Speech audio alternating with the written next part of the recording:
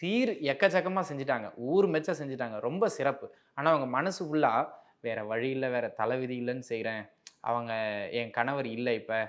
என் கணவரோட சொத்து மட்டும் என்கிட்ட தான் இருக்கு. நான் இத செய்யலன்னா இந்த ஊர் என்ன தப்பா பேசும். அப்படிங்கிற மனநிலையில அவங்க கோடி ரூபாய்க்கு சீர் செஞ்சாலும், சீர் செஞ்சதின் பலனை அவர்கள் பெறமாட்டார்கள். ஏன்னா, அவர்களுடைய மன பந்தம் எதுல வந்துருச்சு அப்படின்னா, வேற வழி இல்லங்கிறதுனால, நான் கட்டாயத்தின் பேர்ல தான் செய்றேன். மனம் உவந்து செய்யல.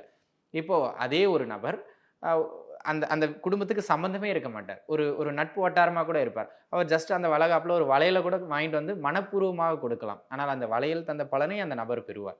இவங்க ரூ. 10,00,000 சீர் செஞ்சாலும், ரூ. 1 புண்ணியத்தை கூட பெற மாட்டாங்க. ஏன்னா, இவர்களுடைய மனபந்தம் அதோடு சேரவில்லை.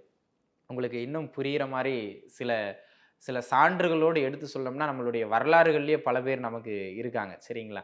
அத நம்ம சொன்ன அந்த பதிவு நின்றோம். இப்போதைக்கு நமக்கு புரியிற மாரியான உங்களுடைய மன எண்ணம் தான் எல்லாவற்றையும் உருவாக்கும் அப்படிங்கிறத புரிஞ்சுக்கிடுங்க. இத நம்ம பகவத்கீதையில கிருஷ்ணர் அழகா சொல்லுவாருங்க. தானம் கொடுக்கின்ற ஒருவனுடைய கரம் வந்து தயக்கம் கொள்ளுமானால், இந்த தானத்தை இவன் இப்படி பண்ணுவானா, அப்படி அந்த அதிகாரம் உனக்கானது கிடையாது. கொடுக்கணுங்கிற எண்ணம் வந்துருச்சு. கருணை கொண்டு நீ குடுத்துரு. அதுக்கப்புறம் இவன் சரியா அதெல்லாம் யோசிக்கிற வேலை உன்னோடது கிடையாது. சரிங்களா? அப்ப தானம் கொடுப்பவனுடைய கரம் தயக்கம் கொன்றுச்சு அப்படின்னு சொன்னா, அந்த தானத்தின் புண்ணியத்த அவனால பெற முடியாது. ஆனா அவன் தான் குடுத்துட்டான்ல, புண்ணியத்த பெறணும்ல. அப்புறம் ஏன் பெறல? அவன் மன ரீதியா அதுக்கு தடைபடுறான். அப்ப நீங்க பாருங்க, பாவமும், புண்ணியமும் செயலை பொருட்டல்ல, கர்மாவை பொருட்டல்ல. அவனுடைய மன பந்தத்தை பொருட்டு.